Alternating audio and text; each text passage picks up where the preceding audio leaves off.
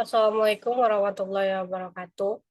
Kami dari kelompok satu yang beranggotakan saya sendiri di Reviewarensa Fitri dengan NIM 200430020 dan rekan saya Rizky Yadi dengan NIM 200430021 dan satu lagi rekan saya yaitu bernama Samila dengan NIM 200430022.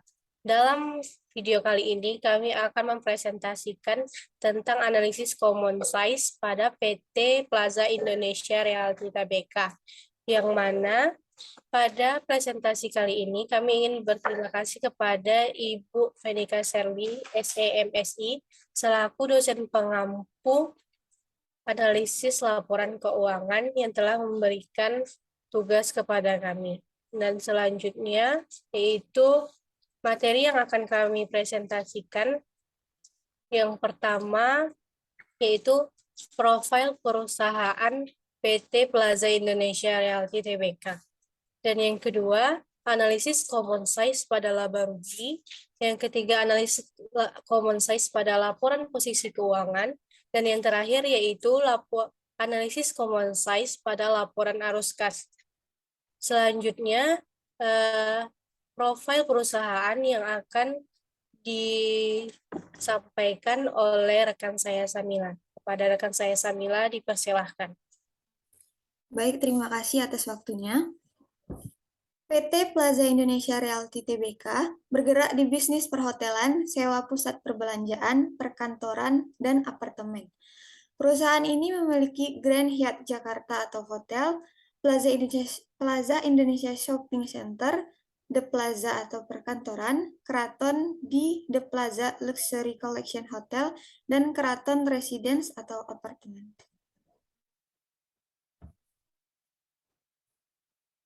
Lalu, PT Plaza Indonesia Realty didirikan sejak tahun 1983 dengan visi untuk membangun properti prestisius berkualitas tinggi di lokasi premium.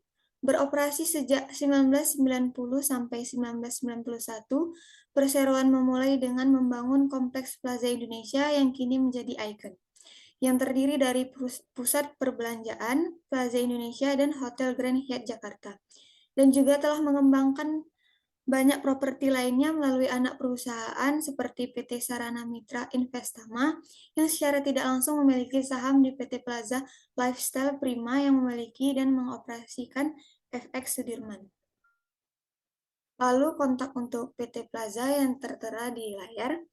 Selanjutnya saya kembalikan kepada moderator. Baik, terima kasih pada rekan saya Samila. Selanjutnya yaitu tentang analisis common size pada laporan laba rugi yang akan langsung dijelaskan oleh saya sendiri. Dapat dilihat dari tabel tersebut dan grafik yang mana dari keseluruhan dapat ditunjukkan analisis common size laba rugi pada PT Plaza Indonesia Realty Tbk pada tahun 2016 sampai 2021. Yang mana dari tabel tersebut kita dapat melihat bahwa Indonesia Realty Tbk cenderung berfluktuasi atau naik turun, yang mana pada tahun 2019, laba tahun berjalan meningkat dari 12,70% pada 2018 menjadi 37,11% pada 2019, dan penurunan yang sangat signifikan pada tahun 2020, yaitu mencapai minus 62,01% pada tahun 2021. Dan dampak yang cukup besar khususnya meningkatkan laba tahun berjalan menjadi 51,38%. Jika dilihat dari grafik tersebut, komponen biaya terbesar pada laporan laba rugi dan kategori komprehensif lainnya PT Plaza Indonesia Realty Tbk yaitu dari tahun ke tahun adalah beban pokok penjualan pada tahun 2016 yaitu sebesar minimal 36,18%. Pada tahun 2017 mengalami penurunan menjadi negatif 38,03%. Pada tahun 2018 sampai 2020 akan meningkat menjadi negatif 26,21% Dan pada tahun 2021 akan menurun lagi menjadi negatif 28,88%. Hal ini menyebabkan harga pokok barang naik turun dan secara signifikan akan mempengaruhi nilai pendapatan bersih tahun berjalan. Dari hasil perhitungan tersebut terlihat bahwa tahun 2018 beban keuangan mengalami peningkatan sebesar 2,94%, sehingga mengakibatkan penurunan laba pada tahun 2018 dan pada tahun 2019 terjadi penurunan beban pokok pendapatan yaitu sebesar 28,56 miliar dari tahun sebelumnya, di mana beban pokok penjualan sebesar 37,47% dan dapat disimpulkan bahwa salah satu penyebab kenaikan manfaat tahun berjalan di tahun 2019 adalah karena penurunan beban pokok pendapatan.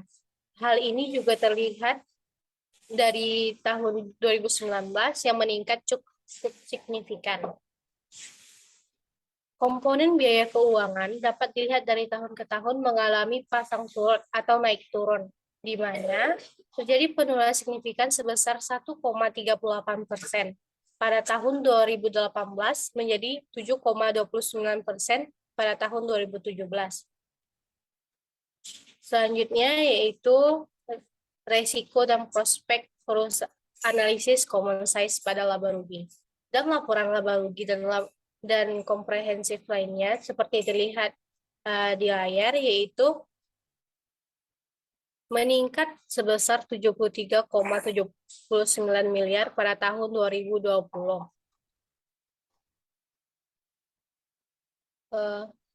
Lanjut.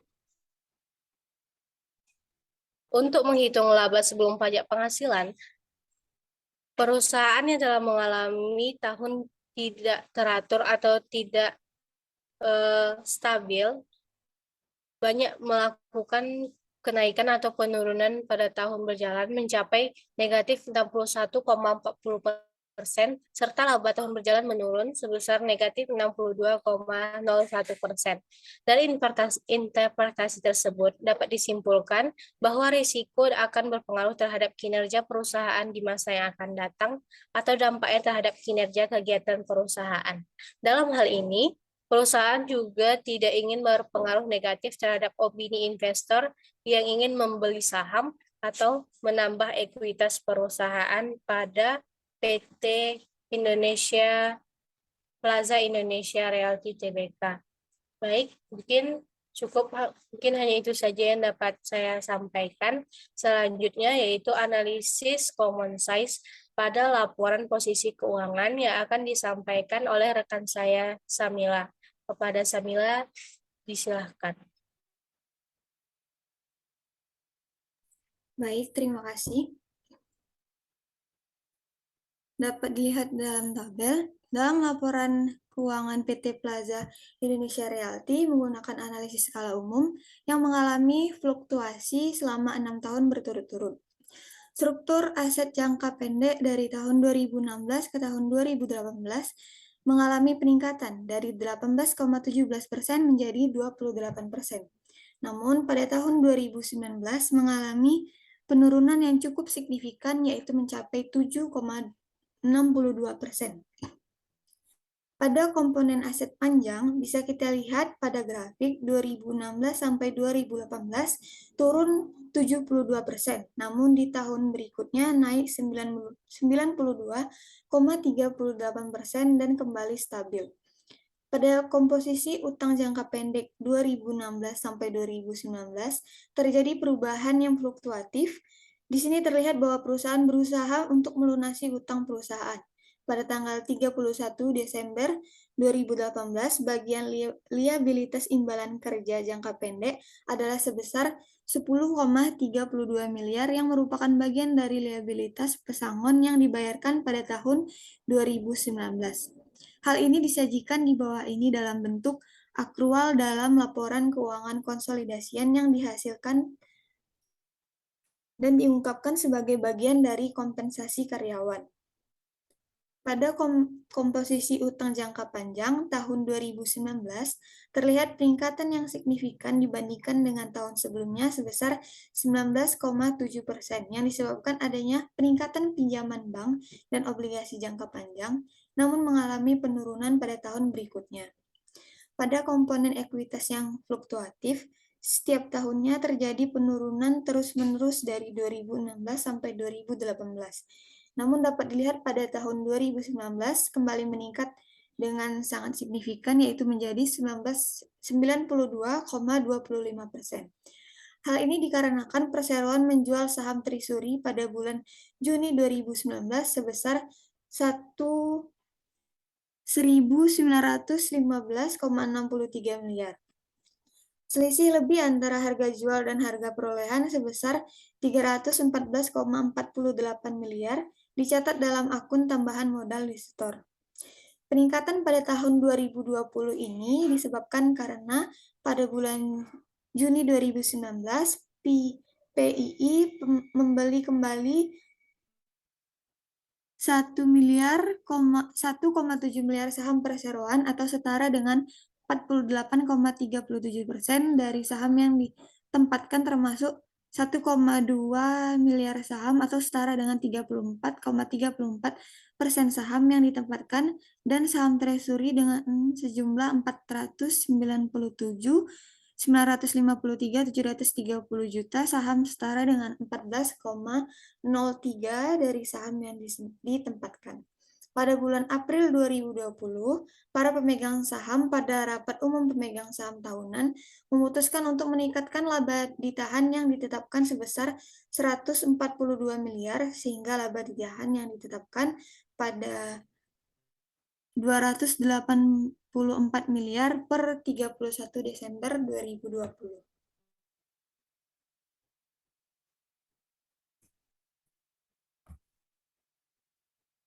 Kemudian risikonya dilihat dari aset khususnya, aset lancar walaupun terjadi fluktuasi namun cenderung menurun. Hal ini menunjukkan bahwa perusahaan telah berhasil mengelola aset lancar.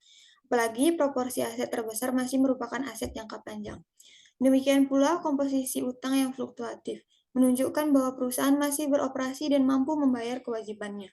Ekuitas cukup tinggi dan melebihi proporsi utang jangka panjang. Hal ini akan mempengaruhi nilai investor bahwa posisi perusahaan seperti ini cukup baik ketika proporsi aset jangka panjang lebih tinggi dari aset lancar dan posisi ekuitas cukup tinggi. Baiklah, sekian dari saya. Selanjutnya materinya akan disampaikan oleh teman saya yaitu Rizky. Pada Rizky dipersilahkan. Terima kasih pada rekan saya Semila. Di sini saya akan meneruskan analisis common size pada komponen laporan arus kas. Berdasarkan analisis ukuran umum atas laporan arus kas dari aktivitas operasi pada PT Plaza Indonesia Realty Tbk, menunjukkan arus kas dari koreksi pelanggan memberikan kontribusi arus kas operasi yang cukup besar yang dapat digunakan perusahaan untuk mendanai operasinya. Pada tahun 2017 menyumbang proporsi tertinggi dibandingkan tahun-tahun lainnya sebesar 351,57%.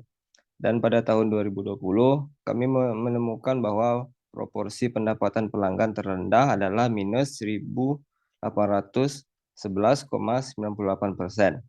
Pembayaran pemasok terbesar terjadi pada tahun 2017 dengan pangsa sebesar minus 195,91 miliar. Terendah pada tahun 2020 sebesar 1.710,15%. Hal ini yang sama berlaku untuk pembayaran karyawan.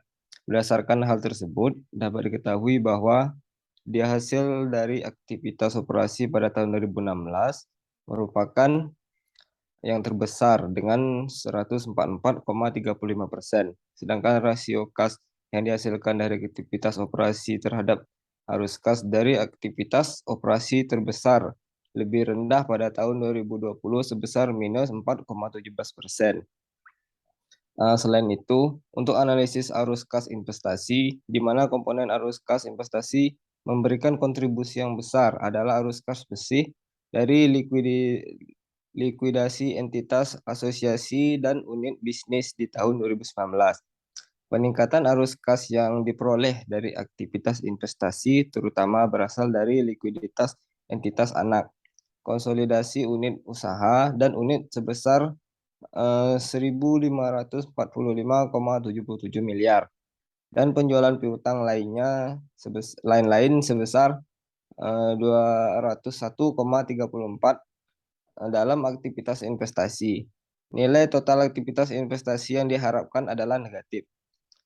Dalam 6 tahun terakhir, total arus kas investasi tertinggi terjadi pada 2016, mencapai minus 64,21 miliar.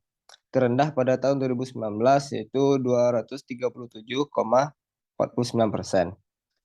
Berdasarkan analisis arus kas pendanaan menunjukkan bahwa mendominasi adalah pinjaman bank, di mana pangsa terbesar pada tahun 2018 adalah di mana perusahaan terutama menggunakan pendanaan eksternal dari bank.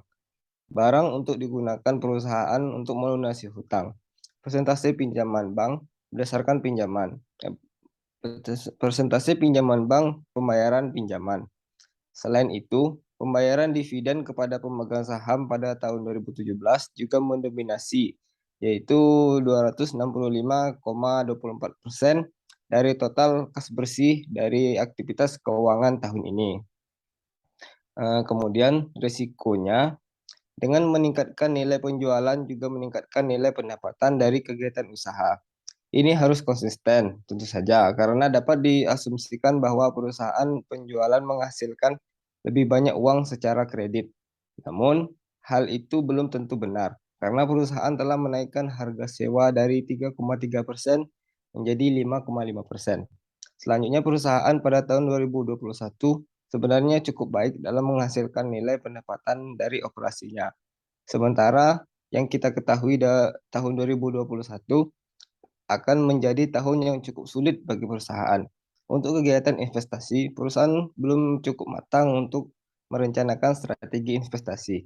Terkadang meningkat sepanjang tahun, terkadang menurun. Hal ini masuk akal karena tujuan investasi dapat digunakan sebagai alokasi modal masa depan dibandingkan dengan bisnis yang menggunakan aset tetap yang dijual untuk membiayai bisnis dan menambah untuk membayar hutang. Untuk kegiatan pembiayaan, jelas bahwa rasio pinjaman sangat tinggi yang berdampak pada peningkatan aset tetap. Oleh karena itu, ini juga melibatkan pelunasan utang jangka panjang perusahaan. Ketika sebuah perusahaan membeli aset tetap dengan hutang, perusahaan juga memiliki hutang yang bernilai tinggi. Ini juga merupakan pertanda baik bagi investor ketika angka arus kas pendanaan negatif, menunjukkan bahwa perusahaan membayar dividen dan melunasi hutang. Sekian yang bisa saya sampaikan. Saya kembalikan kepada moderator. Terima kasih. Baik, terima kasih kepada rekan saya Samila dan Rizky yang sudah menyampaikan tentang analisis common size pada laporan posisi keuangan dan laporan arus kas. Baik, mungkin hanya itu yang dapat kami sampaikan.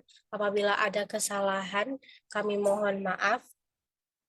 Kami akhiri, wabillahi taufik wal hidayah. Wassalamualaikum warahmatullahi wabarakatuh.